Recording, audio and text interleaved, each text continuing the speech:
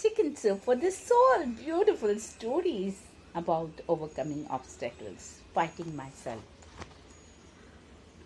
Letters and notes in personal diaries have been preserved since a long time. Some of them give us an insight into the minds of the great people like Mahatma Gandhi, while others help us by giving us an inside view of the problems an individual faced during a period of time, like Anne Frank.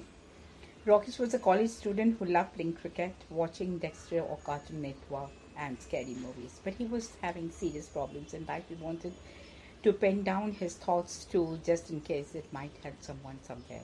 So Rakesh started writing a letter titled "To Whomsoever It May Concern." It began like this.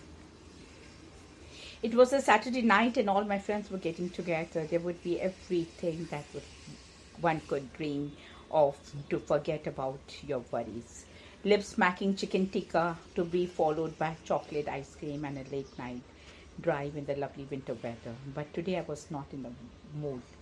Since afternoon it had been haunting me, pursuing me with all its might. I was scared of my life, scared about my very sanity. All of a sudden, the thoughts entered my head and refused to go away. Weird thoughts, negative thoughts, painful thoughts that you simply cannot share with other people. And then the ritual would begin. Washing my hands, because no matter how much I washed them, you never felt clean. Praying again and again and again, because sometimes I felt that I had not said that particular prayer properly. At other times, it would be trying of places and rechecking them, and then the checking them again and again. Why me? The first question that comes to my mind on an everyday basis. Do people have a problem like this? I mean, being stressed during exams is normal. Not being able to understand your girlfriend is accepted nowadays. Not brushing your teeth before sleeping is also not that uncommon. But what are all these thoughts that enter my head? And why do I have to repeat so many things? Why can't my problems be normal for a change? I would prefer skiing in the Himalayas with Bigfoot instead of this any day. Rocky stopped writing for the day and went to sleep, but he wasn't the sort that gave up that easily. Beneath his stupid jokes, general clumsiness, and the embarrassment that he faced regularly at the hands of another legitimate man, he would find a cure to this problem. He understood that unlike other problems, this one was tricky as hell. It wasn't a physical predicament, but one that bothered him as a mental level. So he decided that the best way to defeat the enemy was to find out everything about it, and that's exactly what Richard did, as we find out in this next entry. Googled my problems and found out that it goes by the name of the obsessive compulsive disorder, OCD. In short, it means that some of us get distracting thoughts that refuse to go away, and to forget about them, we start performing certain rituals. There are all kinds of stuff: washing the hands, praying again and again, being obsessive about God, cleanliness. The list can go on.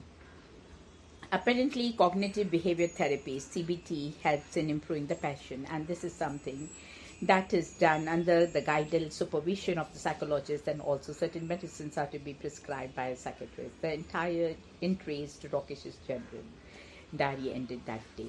He was in deep conflict about visiting a psychologist and taking medicines, which a certain part of him said he would probably have to do, as his compulsions were getting worse day by day, striking at any time of the day and night. He finally told his parents about these obsessions of his, and fortunately they supported him, and the impression here, whenever the need arose, he felt better by confiding his fears to two of his best friends, and the fact that they accepted him and the way he was, even after he had told them all those embarrassing things about himself, was immensely reassuring. Every day he would ask God why he was going through so disturbing a problem, and every day he asked him for a way out of it. A few weeks later, after suffering several tormented moments thanks to his problem, Rakesh came across the article about OCD in a magazine. That day, he noted down in a diary whatever he had read. Here is the awesome thing. I'm not alone. There are loads of people out there with this dilemma. And the part that is most surprising is that a whole lot of celebrities have it. David Beckham has OCD. Priyanka Chopra has OCD. And last I heard, these guys who were going pretty well for themselves, David is working in the Mola with the amazing football skills, and Priyanka is the new reigning queen of Bollywood. Rakesh got in touch with the psychologist a few weeks later and made her. Few meetings later, it was decided that he had to start taking medication, and after several meetings with her, his knowledge of the predicament had become even better. He even started taking medication, but very, very reluctantly, because of to him, medication meant as being dependent on extreme devices, external. He poured his heart out regarding these insecurities to his psychologist, who explained to him the importance of the medicine in the disorder like this, which is neurobiological in nature. Then the miracle happened. Slowly and steadily, he noticed that his compulsions were dying down, and he started going out more. Life began to show him colors that for so long he had been deprived of. The problem was, he thought, would haunt him, as his grave had already decided to disappear.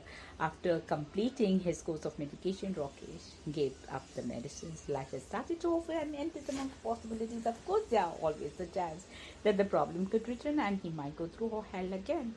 But he would again try to stave of his fears and consult the people who had helped him. Beautiful. Following my footsteps. The best teachers teach from the heart, not from the book. About 15 years back, I taught in public school. The students belonged to various parts of the country and were from all levels of society. I was the fourth grade teacher for science and math. They were such a lovely set of children to be with. They were curious, asked endless questions, and were eager to learn, which made teaching an absolute joy. I loved our lively discussions. They always made the lessons more interesting. One of the girls in the class, Sapna, came from a poor family, and I remember her being very hardworking and diligent child, eager to please, eager to learn. She also happened to be handicapped. She had lost her fingers in a domestic accident while helping the daily chores. One day I happened to finish my class just before the lunch hour. I decided to stay back to go through my notes before reading to the staff room. Suddenly, the solitary fingers of Sapna caught my eye. I watched her struggle with her lunchbox. When she finally managed to open it, she sat there all alone at a bench and ate. None of the other students approached her to give her company and to share their lunch. It was as if they didn't notice her presence in their midst at all. I realized that they were all probably apprehensive about her deformity and did not know how to deal with her. They thought she was different and didn't know how to approach her. I realized that a lecture could not shake my students out of their apathy, no matter how innocent and misplaced. It would be of no use explaining to them the error of their actions, but at the same time, I didn't want them to shun the little girl, a fellow classmate, just because of a misfortune. But what could I do? Then it came to me, what if I taught by example? As soon as this thought entered my head, I took my lunch box, went and sat down near Sapna and shared it with her. And I spoke to her and ate out of her box and offered her mine. The rest of the children in class, curious to know why the teacher was being especially friendly to this particular student, slowly inched forward. I called him all by name and shared my lunch as well as Sapna's. They all seemed to visibly relax and open up to her. They started to chat with her and within minutes became more comfortable and friendly with her. She reciprocated happily and won over her fellow classmates in no time at all. They probably never truly understood why they should not treat her differently, but the important thing that day was that they accepted her as she was.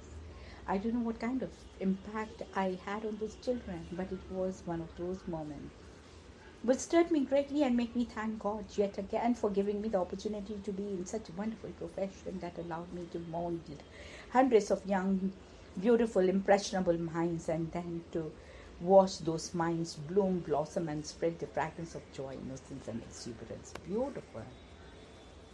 Going to the roots. This happened many years back. My son-in-law entrusted me with rupees 3 lakh to buy him a flat in Delhi, which I explored the market. I found that nothing good was available for less than 5 or 6 lakhs rupees. He told me to keep the cash with the promise that he would send the rest, the amount soon. The money lay idle with me for a few months. It was then that a friend who was also a chartered accountant visited us and suggested that I put the amount on interest. The idea appealed to me. I did put it on interest through my friend for a 3-month period. I started receiving the interest money every month and was very glad with my decision. But after 6 months or so, this friend stopped giving me the interest money. When I tried contacting him, I got no response. He never came on the phone. And when I called nor returned any of my calls, he would either be in a meeting and slowly or eating his meal. About 3 months went by this way, and when each passing day, my agitation and anxiety grew. Around the same time, my son-in-law came, called to say he was sending the rest of the money and I should start registration now. Process. I found myself in terrible fix. I did not have the money. It was a prodigious amount and simply did not have it. I became angry, irritable, and extremely negative. I lost sleep worrying about what my son-in-law would think of me. More than anything, I hated the man who had brought me into such a state. I harbored thoughts of harming him, getting him arrested, hitting him, anything that would make him suffer as a was. My mind then was so full of revenge and positive. No positivity came from anywhere. Truly, I was a wreck in those days. During one such anxiety-ridden night, I was once again riding on a negative train of thoughts when sleep eluded me completely. Tired and irritable, I got up from the bed to fetch myself a glass of water. When I returned to my bed, I saw a book by Osho lying on the side table. I opened it at a random page and started reading. After reading about the page, a sentence came which transformed my perspective totally. I said that in our life, whenever we face a trying situation or a problem, we must look within for its root cause. For that is where the problem owes its existence, and that is also where the solution will come. I remember reading that line over and over again, at least 25 times, if not more. After which, I closed the book and started pondering on it in relation to my situation. I understood everything. I realized that it was my decision to part with the amount in the hope of earning a few extra bucks. My friend had not forced me into it, he had merely suggested it. It was the one who was lured for the profit for the 6 months that did receive the interest. I complimented myself on my smartness, but when the money was lost, I was quick to punish the blame on him. In the middle of the night, my mind exploded with this realization that my irritation, anger, frustration was the result of my wrongdoing, not my friends. Along with this, my anger and frustration vanished. So then and there, I decided to change my focus here with henceforth, I would stop ruminating on the loss and concentrate on earning the money so that I could hand over it to the rightful owner, which I did. Interestingly, I bumped into a friend in the restaurant after about 2 years of this entire fiasco. He came up to me and apologized for his behavior, saying that he was embarrassed about what had happened and that he was aware that he had to return the money. I told him that he should not worry about it and that he would give it to me whenever he was able to do so conveniently. I said this with all my heart, for I held nothing against him. Even today, that line which came to me from Osho guides me. I live in a big joint family where we do happen to have conflicting views and differences of opinions. I always look within myself in every problem and try to find out where I went wrong. Once I understand it, I just need to put things right. Beautiful. Just a little patience. I was 8 years old and nothing seemed more wonderful than taking balls of multicolored wools and creating fantastic garments out of them. I asked my grandmother to teach me to knit, and though my grandmother told her I was too young to learn, my grandmother saw no reason why I could not try. Learn to hold the needles was easy, as was slipping on the first stitch. After that, I hit a blank wall. Patience, my grandmother warned me. When, after my 75th unsuccessful attempt at pushing the needle through the stitch, wrapping the wool around the needle, drawing the wool in the slipping the old stitch off, I was ready to throw the pair of knitting needles out of the window. Knitting is a skill you learn for life. You can't rush it. To be honest, after all these years, I'm not sure if those were the exact words, but there was no ambiguity in the tone of her voice. Patience. I muttered to myself as I tried again. If I were a story, I would have been successful in knitting my first stitch. But since this is not a story, I did not succeed that time either. But I kept at it, and a few days later, I finally got it. Within a week, I was making knit stitches almost effortlessly, learning to purl with such easier that it had been to learn to knit. And before I knew it, a whole world of patterns had been laid open for me. Just before my 10th birthday, I would follow the pattern in the book, and even my grandmother's friend had started asking me to help them to be more complicated knitting patterns. I never kept it at it though, and most of my adult life has been free of knitting needles and poles. But my grandmother was right. Knitting is a skill I have never forgotten. My tension remains inconsistent. Sometimes my stitches are so tight I can barely push the needles through. Over times they are so loose and light could stream through the gaps, reflecting my correct mood. But there is no pattern I cannot tackle, no garment I cannot do. And yet none of it would have happened had my grandmother not whispered the magic word in my ear: patience. In life, as in knitting, the only thing we need to succeed is passion. Patience, genuine patience, passion. Lessons from a parking lot attendant. Sir, 5 rupees, said the old querying voice from behind. I was in Erode, Tamil Nadu, crazy about temples. I had decided to visit the famous Andhra Kampleshwar temple in the heart of the city. My taxi was parked outside as I went in, had a holy titty with the creator, and walked out with my hands full of prasad and half heart full of contentment.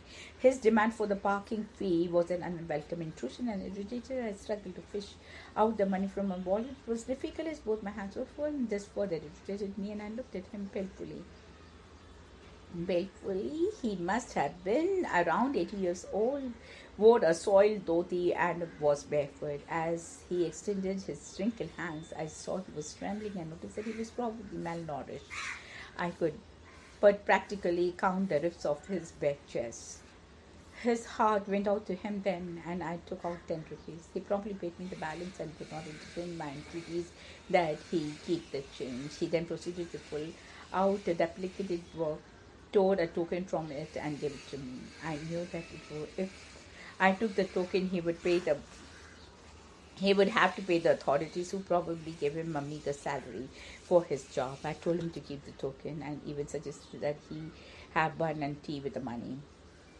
He vigorously shook his head and said, "No, sir, I do not want to cheat the government, and that too in front of the temple." And he thrust the token into my hands. I left gaping as he touched away, flabbergasted at his sense of independence and his work ethic.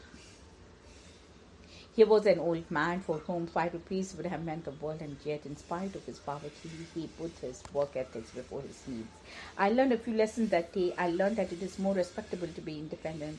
I learned that honesty is still the best policy. I learned that education, ethics, and personality need not necessarily go together. I learned that one should be thankful for all that one has. Many are not as privileged. I may not meet the old man again, but those very eyes will always be a motivation for me. Losing the battle to win the war. It was the final round of the selections for our school elocution competition. I was 11 and competing to represent Ocean House in the finals. As I had done the previous years, someone called my name, and it was my turn to get into the stage. I could feel my heart beating faster and all my stomach muscles tightening up. I announced the poem to the audience: Lochinvar by Walter Scott.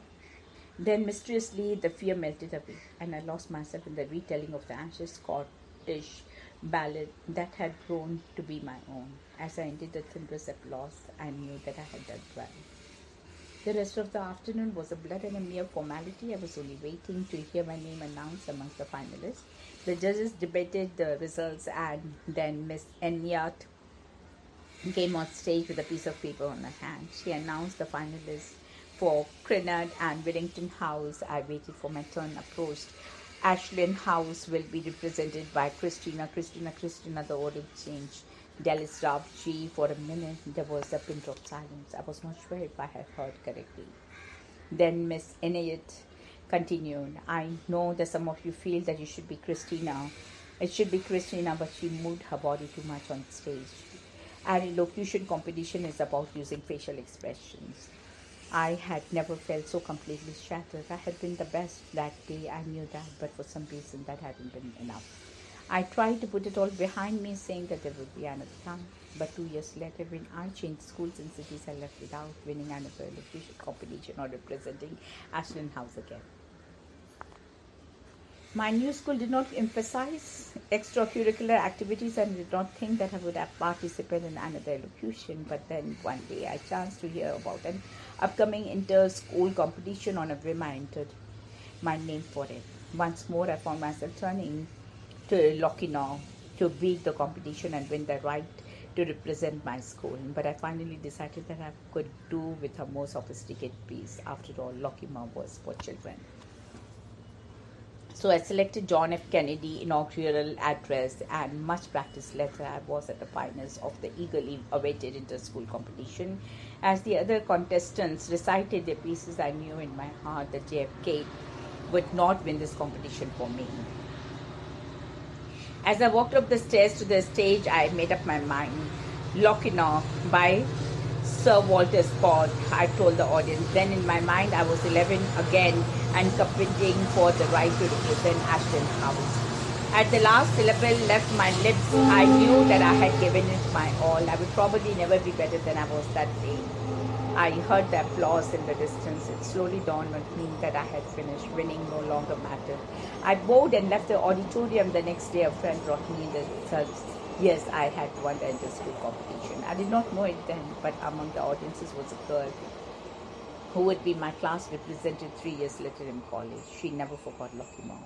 She also remembered me, so it happened that on her insistence, I represented my class for the college elocution competition. I won 3 years in a row. I also followed that I represent the college elocution and debating team through my time in college. Here also began my interest in drama. Together we contributed to making my college life an unforgettable experience. Through all of it, I continued to shake a lot of the stage. Strangely, no one seemed to mind very much. I guess that's what they call finding your own style.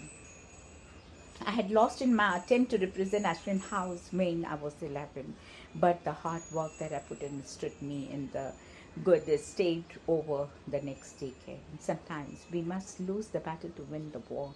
I also believe that everything is connected. Beautiful. My recollections of mountaineering.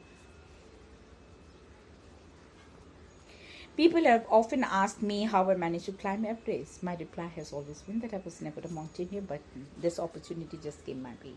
I've never done my mountaineering course, basic or advanced. I had not gone to any expedition either. It was just a sequence of events in the drama of my life. In September 61, we joined the battalion in Agra, the maker of paratroopers. By the end of the year, there was some activity and we spent 6 months in Goa as the occasion force.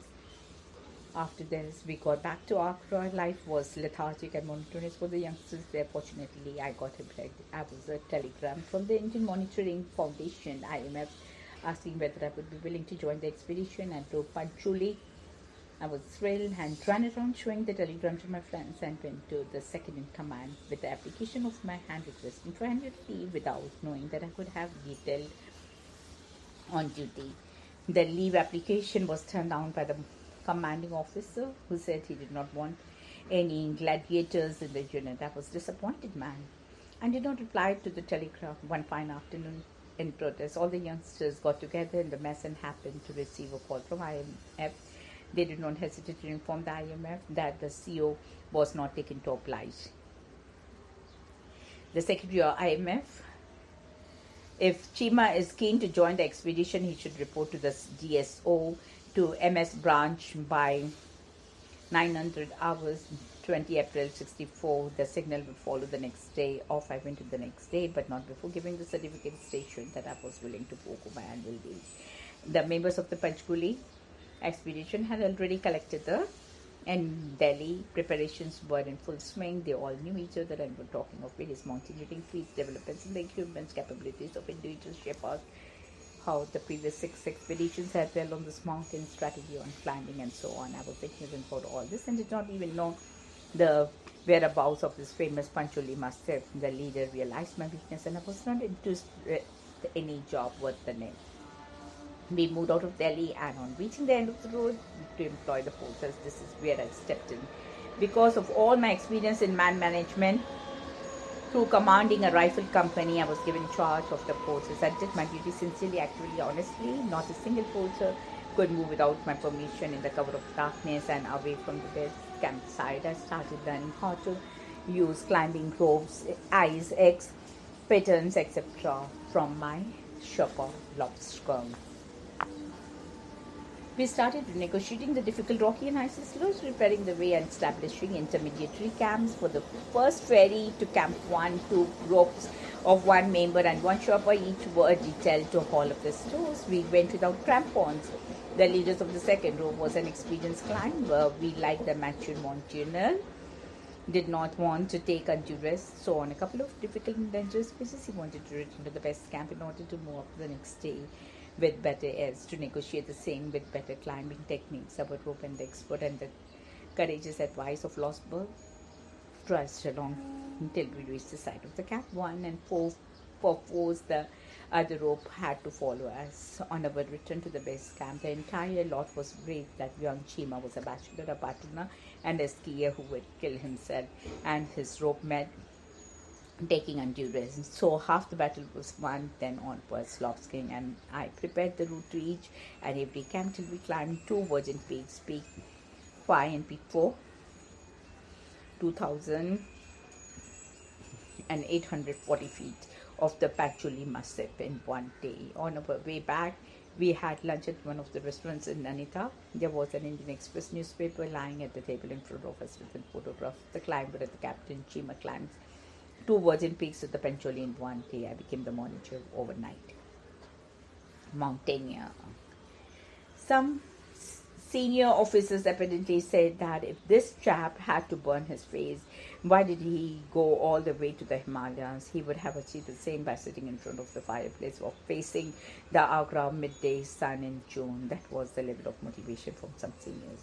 Once again, a letter came asking for my willingness to participate in the pre-Everest expedition planning for Rathkot Peak in Sikkim Himalayas. I was allowed to go, but only after receiving a posting order which asked me to report to a new rising. On the pre-Everest expedition, we met the most renowned mountaineers at Darjeeling, some of whom had already been to Everest a couple of times. On our return to Darjeeling, after scaling the peak, the President and Secretary of IMF arrived to make the final selection of the 1965 Everest team in consultation with the principal and designate leader and deputy leader of the team. Before the final announcement of the team, a cocktail party was thrown by the principal. A lot of the Scotch was consumed by mountaineers like me, who had hardly any hopes of being included in the team. When the names were announced, somebody lifted me up from the back and congratulated me for being selected. When I look back, it was none other than the famous Everest climber, Sri Tenzing Norgay. The rest is history. Wow. Sight beyond vision. I had my first brush with the world of the blind at age 9. When a blind man came to our house to repair our broken chairs, he walked several miles every day, and what I found most amazing about him was his sure-footedness and his pace. In the bitter, dry winter of North Indian plains, he would work almost non-stop with his chest and occasionally bleeding fingers, running them deftly over the tiny holes in the frame of the chairs, ensuring the needle pulling the nylon thread never missed a single hole. Curious to know more about wood, he once asked me what a tree looked like. I got past the general shape, trunk, branches and the leaves easily, but got stuck at the color of green. I'm not sure what was more annoying to me, his incomprehension of the concept of the color or my ability to describe it. But to my child's mind, it was the frustrating deadlock. 9 years later, I met the only blind person I can call a close friend, and the one who left a lasting impression on me about blindness. A strange rule of the university had brought us together, and Amy finally a student in art. He could only get writer for his exams from the science faculty. A mutual friend asked me to help him prepare for his exam and also for his final official writer, be his official writer. We lived in the same hostel, and the first time I went to his room, I blabbered insensitivity. Why is it so dark in here? Why is the light turned off? I was about to leave thinking you were not yet.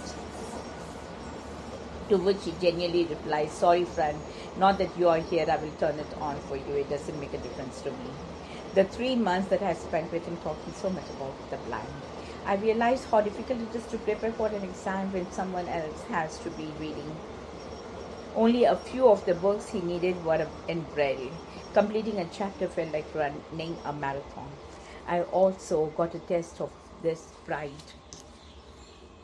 He would insist on making tea for us, plugging in the thick aluminum wires himself, often getting an electric shock in the process. He wouldn't let me light his cigarette even though his fingers and parts of his nose and lips sometimes got burned in the process. The exams were a nervous time, more for me than him. While I read the question paper again and again, and he patiently light a cigarette and marshaled his thoughts for what seemed like an eternity. By this time, more than 30 minutes would have passed, and this was all the grace he was allowed by the university for his blindness. Last I heard, he had got a job and got married to his wife, too was blind. A few years ago, I had to rush to attend to my mother, whom had suffered a heart attack. Unable to get a confirmed seat on the train, I decided to travel in a general compartment. By paying a coolie, I got the aisle seat on the coach that was packed with sardines, packed like sardines. The section behind mine was occupied by a noisy group of boys whose decibel level was higher than that of the clacking of the train on its tracks. It was really hot, stuffy, noisy, and crowded in there. And to make matters worse, there was no light in the compartment, and I could not see a thing around me. Among film stories, popular heroines, some unknown girls, politics, and stories of earlier travel, what caught my attention was the heated exchange of the game of cricket among the boys, which went something like this. Boy 1. They could not play my bowling, but we didn't win because of your bowling. It was my performance that the bat with the bat that saw us home. Boy 3. And what about the catch I took to dismiss their star batsman by 4?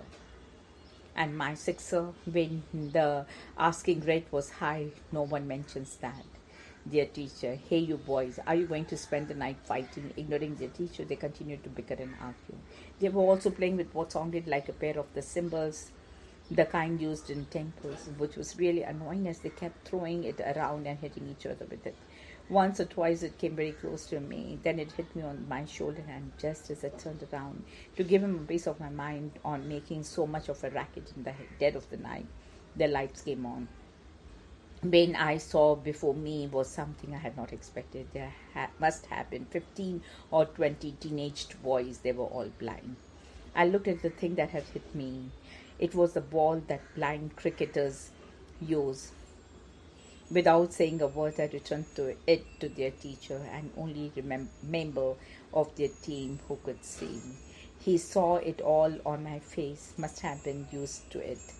He said with a finality, all right, everyone go to sleep now. We have a match tomorrow. Needless to say, I didn't sleep the whole night and thanked the Lord for his gift and what I had seen with it. Beautiful.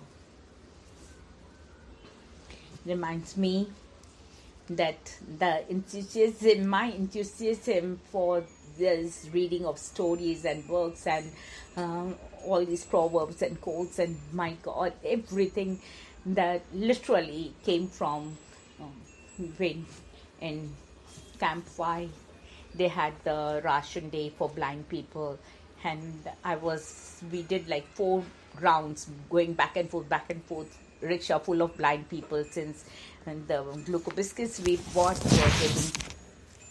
were not enough. Every time we bought and bought, and every time the blind people rickshaw was full of blind people, and they were so courteous and so sweet, nice. They told me that people think we are blind, but we are very intelligent people. We have a great mind and good head on our shoulders, and that was so touchy, so incredibly beautiful to hear the hopefulness that gave me the enthusiasm to strive and do the reading of books with so much of inspiration. Like I would keep going on and on and on and on and on and on, and one day, if nothing else, I would do my absolute best to reach out to the blind people, to share these things with so they can hear it.